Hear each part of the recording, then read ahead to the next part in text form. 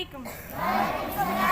My name is Mamuna. I read in class 6. Today my topic is internal structure of human ear.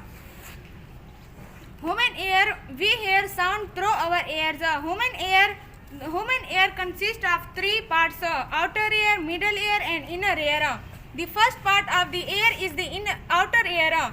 Outer ear is consists of pinna, and a long narrow tube is called ear canal. Pinna collects sound waves from the air around. The second part of the ear is the middle ear. The outer ear connected to the middle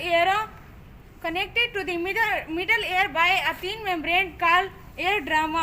Eardrum vibrates when sound waves strike it. It has three parts. It has three smallest parts in the body.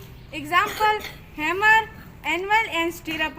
The third part filled with a liquid, and this part of ear is a cold structure called cochlea. Cochlea is the actual hearing organ. Cochlea sends signal to the brain through a special nerve called auditory nerves. Thank you.